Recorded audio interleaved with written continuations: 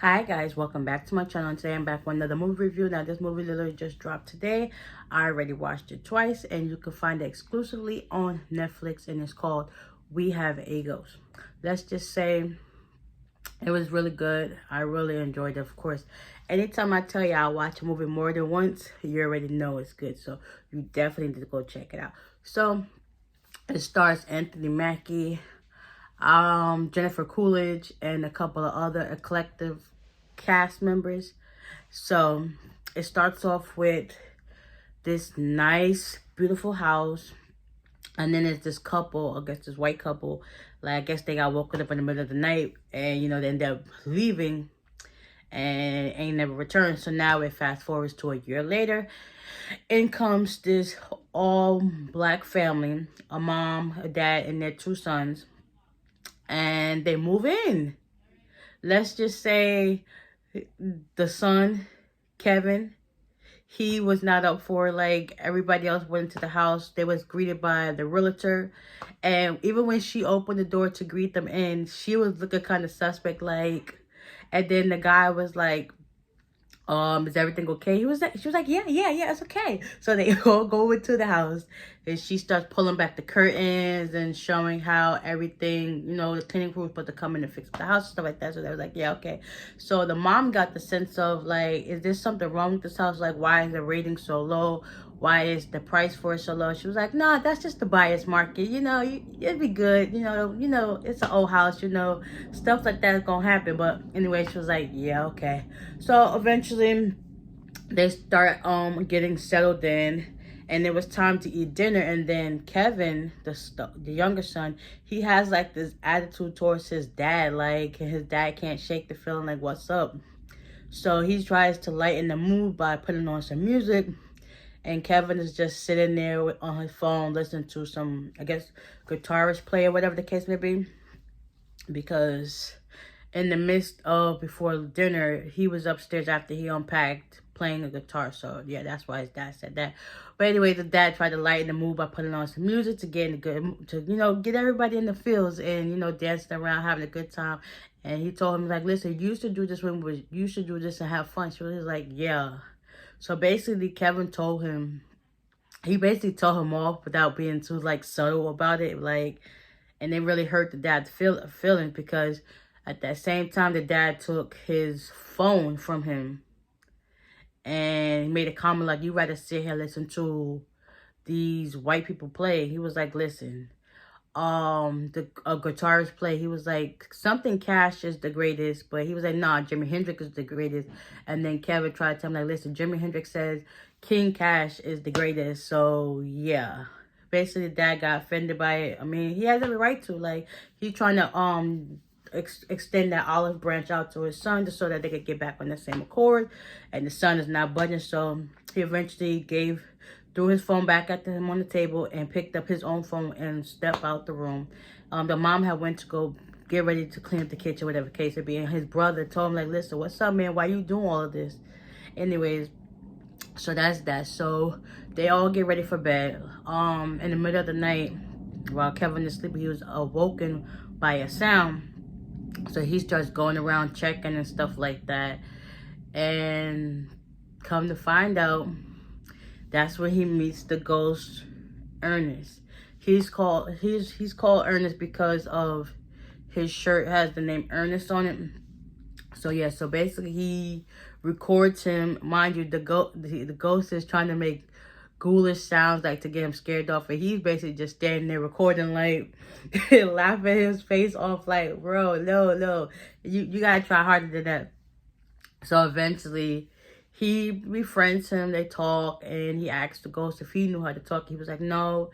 Basically he's stuck there. So now Kevin takes it in his power, well, that he's going to try to help him get unstuck. So he records a video of him and he goes back downstairs to live out the next day basically. And he goes to school and he sees his neighbor, because I guess she and her dad don't get along either. So it's like, okay, she seems cool, we could dig it. So he goes to school, whatever the case may be. And then they get home. Come to find out, his brother gets in trouble. I believe his brother is in his last year of, they're both in high school. So his brother is, yeah, so they end up going to the same school. He basically gets in trouble because, come to find out, his brother Fulton let him out a mile before he's supposed to get to school. And his mother found out about it, so he had his phone taken away.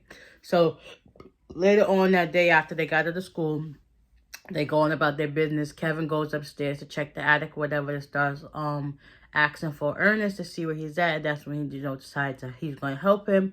So after that, I guess he records another video of him or something like that. And he goes downstairs to his room. Come to find out his brother is in his room. And he's like, why are you going through my phone? And he ended up watching the video of him recording Ernest. And that's when the dad comes in. It's the one to get into the midst of things. And he's like, ugh. So the dad was like, let me just send me the video. Eventually, Kevin sends the video to his dad. And they promise to pinky swear on it. They won't tell their mom because their mom likes to freak out about certain things.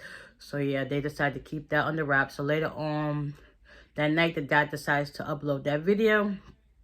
And, it started going viral. So that the next day, they're having a moment or whatever. And they're in the kitchen and stuff like that. Looking at the video and stuff like that. And the mom walks in, I believe. Yes, because the next day, it was a book signing of this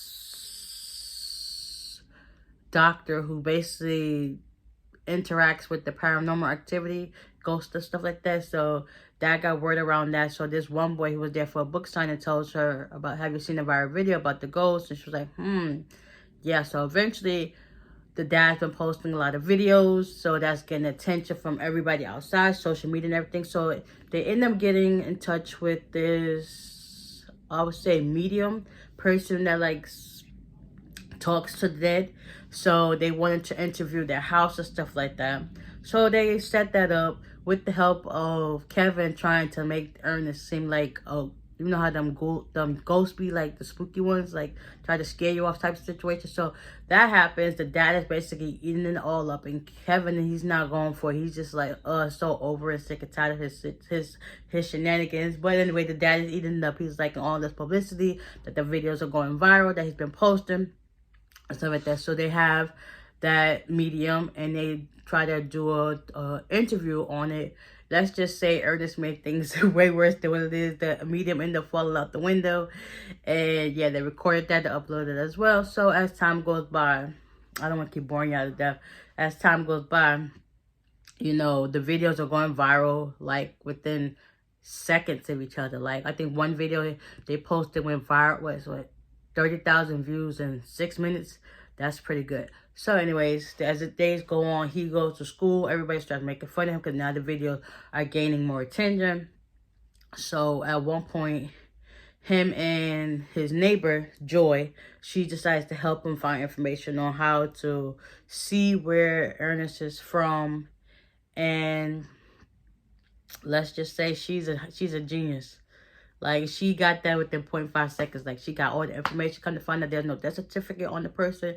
So now they got to run with that. So they start looking around and find information that, come to find out, where he was born is not too far from where they actually live.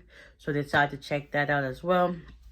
So now they go on this manhunt adventure, try to figure out who Ernest really is so that they can help bring him to peace. And he can, go to the afterlife in peace. So fast forward on, because we're already in a lot. I don't want to bore you out to death. So they go on the quest with the help of others. During so, they was trying to figure out of a way to get Ernest to see if he could come outside. He ends up going outside, and that's when all the people of the news reporters and other people just trying to find him. Some guy dressed up as Jesus Christ, like for real. He spotted them leaving their backyard, and that just led to chase. They went through all around the town. And then at one point, Kevin was like, why you just can't make yourself invisible? They was like, you could have done that from the get-go. So also during that run, they made it to the park. And Ernest stops and he sees this little girl on the riding carousel. And he's starting to remember. That reminded him of a little girl on a horse, and he keep having flashbacks and stuff like that. So yeah, they went on a speed chase of that. The lady that was doing the book side and Dr. Monroe, she got in touch with somebody from the CIA. And because at first he didn't believe her, but now that everything started making light to the situation, he believed her, so he called her in for reinforcement. So basically, now they're on a manhunt to get Ernest. Well, Ernest, Joy, and Kevin are on this speed chase of trying to get him back, to get him to safety and find out more information about him. So with the help of that, they end up going out of town to this place where he had a picture on the wall through the help with the owner at first, because she didn't want to help him as well. She decided to have a change of heart. She helped them, told them like, this is the picture of him, and they saw two people come to find that they took that information, ran with it. So now they're on the whole speed police chase, and let's just say things went left real quick.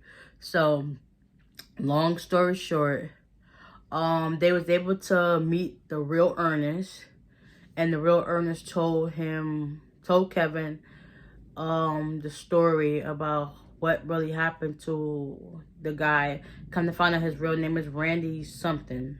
He was a father. He basically lost his wife, so he was basically stuck to raise his child by himself. And he made up a lie saying that, you know, he was a drunk, and he left his child with them to raise, and that's just what it is. So basically, Randy and Ernest were best friends. So yeah, Dr. Moreau finally ended up catching Ernest. They had him in this chokehold situation, and then also with the help of Kevin's father, Frank, he helped found a way to get, you know, Kevin back safely and them to capture Ernest. So after a while, Dr. Monroe, she finally came to her senses and realized, you know, Ernest is good. He's not nothing bad. So she found a way to free him and stuff like that. So Ernest is still trying to find his way back to... Yeah, because during being captured in wherever they was holding him, all his memories came back as to what really happened to him. Come to find out, the real Ernest, his friend, he basically killed Randy, which is Ernest the ghost, killed him and took his daughter as his own because his wife supposedly wanted a child and she couldn't have kids because her sister was Randy's wife. So since she died, she wanted kids. She easy way out, take their kid, and that's what happened. So basically, Ernest killed him, and then he buried him in the house. That's why his ghost was stuck in the house. Buried him in the backyard. So after finding that out, and Kevin got back home, he hasn't been going to school or whatnot, stuff like that. He's later awoken in the middle of the night. Come to find out, the real guy Ernest is in his house, and he was like, "Listen, I've held on to this secret for 50 years. And it's like, dang, if you hadn't come into the picture, you know how you watch Scooby-Doo, how it always take the meddling kids to find out information? That's how the guy felt right then and there. So after that, he basically, you know, tried to get Kevin hostage when the dad, Frank and Fulton, they woke up because they heard the noise as well as the mom. And they went downstairs, you know, tried to, you know, see what was the commotion. And come to find out, Ernest held Kevin hostage, and they was able to break him free. So the dad was getting chased by Ernest and the son. So they both went separate ways trying to fight him off to get Kevin free. Ernest shot guns at the father, the son, and the mom. Ernest, he hit Frank with the bat and he knocked him out cold or whatever. And then he went after Fulton. Fulton tried to go into the basement and stayed their ground. And basically he couldn't hold on much longer. So Ernest bum rushed the door, and basically Fulton fell down to the ground as if he was dead. He was like, okay, that's good. So then he also ran back to the foyer, and that's where he saw the mom. And the mom told him to stop, which her name is Mel. And he shot at her. After that, Kevin went upstairs to check on his mom and ran her into a room, told her to stay there, and they was able to get away from Ernest. They ended up going into the attic, and Ernest follows them up there. He had this long club, and he was about to hit both of them with it. Next thing you know, out of nowhere, Ernest's ghost came back and grabbed his hand, and basically he knocked him out. Like, he had the strength of a human to knock him out cold. Then what else happened? Kevin and his dad had a moment. No, Kevin was talking. He was like, God, that Ernest was dead. Then next, you know, the dad regained conscious and he ran up to the attic and he was running towards Kevin. But at the same point, he seen Ernest get up to shoot him with the gun, and he knocked Ernest out the window and he died. And so then it recaps. It fast forwards. It shows Kevin in the interrogation room at the police precinct, and the captain want to know what happened. So he's like, okay, this is what happened. So really what happened was they was able to escape. They took Ernest to his place that he loved of all time. They finally got in touch with his daughter. They was able to make peace with each other. She was able to touch his face, and all the memories started flooding back from when she was first born to when the last time he saw her. It was a beautiful moment. Like, I literally cried. I was like, oh my God, that was just so beautiful. And at that time, Ernest and Kevin, they had another moment to bond with each other, and his soul was finally at peace that he couldn't, like, started becoming invisible again. So it was like, at that time, it was time to let him go. That part was just so sad. After that, the family decided to go ahead and move. The dad and Kevin have a moment after that happened.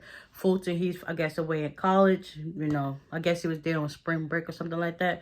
And yeah, hopefully the father decides to, you know, get his stuff together so he could find out who he really is. I start trying to have all these get rich quick gimmicks, but you know, hopefully they repair their relationship. It becomes stronger as one. Yeah, but this was definitely a great movie. I definitely recommend y'all to check it out.